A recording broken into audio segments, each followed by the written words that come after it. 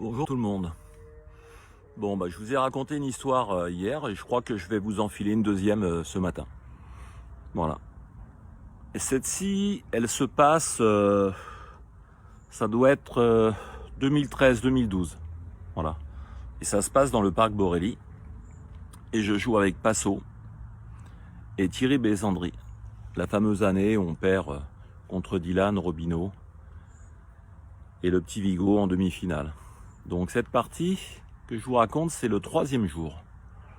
Donc, Passo, un papa qui aime ses enfants, qui rentre toujours. Moi, je dormais sur Marseille, mais lui, il était avec son fidèle ami Daudet de Quissac et qui lui fait son chauffeur. Il va chercher tous les matins à Nîmes. Il amène Passo dans le parc Borelli et quand on termine le soir, vers 5h, 6h ou 7h, Passo repart à Nîmes.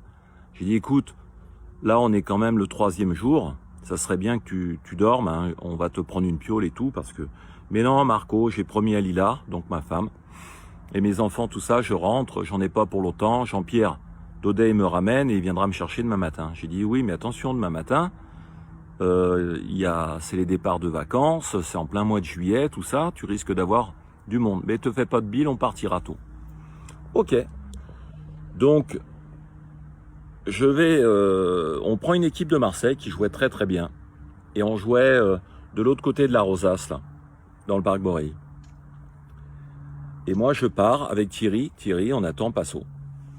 Et on doit jouer le matin, ça doit être 9h30 ou 9h. Habituellement, Passo est toujours là à 8h30. 8h30, pas de Passo.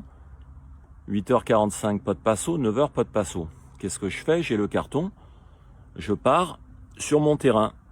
Donc, je fais à peu près 300-400 mètres. Et avec Thierry, il me dit, putain, Passo, il est où? J'ai dit, Passo, il est parti dormir à Nîmes, et j'espère qu'il n'y a pas de souci. Et j'apprends que, bien sûr, il y a des embouteillages pas possibles au nord de Marseille pour rentrer traverser Marseille, puisque le parc Borelli, par rapport au nord, est totalement à l'opposé. Alors, on se fait un peu de bile. Moi, je discute un peu avec les gars. Bon, ils font un peu la gueule. On devait jouer, ils sont là, J'explique que Passo est parti. Je pense qu'ils ont un peu de respect pour lui, tout ça, mais je sens que c'est un peu tendu.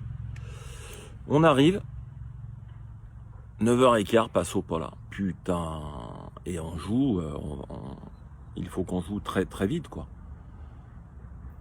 Jean-Pierre Daudet me passe un coup de fil, il me dit, on est à l'entrée du parc Borelli. J'ai dit, bravo. Vous avez simplement un peu de retard, oui, mais on a eu bien sûr de la circulation. Donc Passo arrive, et je le vois arriver en courant, bien sûr. Nous, sur le terrain, à notre numéro, on avait peut-être 300-400 personnes qui étaient déjà assises.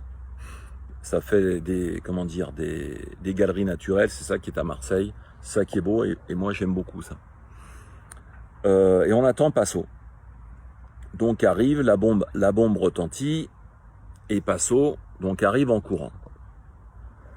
Putain, j'ai dit, Passo, c'est pas possible. J'ai dit, écoute, si jamais on est dans le coup, ce soir, tu dormiras parce que après, on est sous le coup des quarts, des huitièmes, des quarts, des demi et des finales, quoi. Il faut pas déconner, quoi. Pas prendre de risques.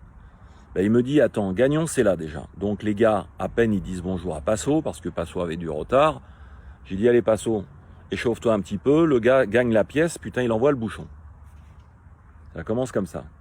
Passo, il voit que on prend un peu des gars qui sont un peu compliqués quand même. Et j'ai dit, écoute Passo, tu veux pas pointer pour commencer? Moi je vais faire milieu et on fait tirer Thierry. Il me dit, tu rigoles? Tu sais ce que je vais faire? Je vais prendre le tir. J'ai dit, Passo, t'as envoyé 2 boules. Il me dit, te fais pas de soucis, je suis énervé. Et en plus, ces gars-là me plaisent pas parce que ils sont pas courtois, quoi. Ils profitent de la situation. Ok. Donc Passo prend le tir. Les mecs envoient le bouchon, 10 mètres. Alors Passo à la première, à 10 mètres, c'est compliqué. Première de Passo qui tire, recule de 2 mètres, sur le goudron là-bas. Deuxième qui tire, carreau pile. J'ai dit, Passo, Putain, t'es un phénomène, tu peux rentrer chez toi tous les soirs, c'est pas possible ça.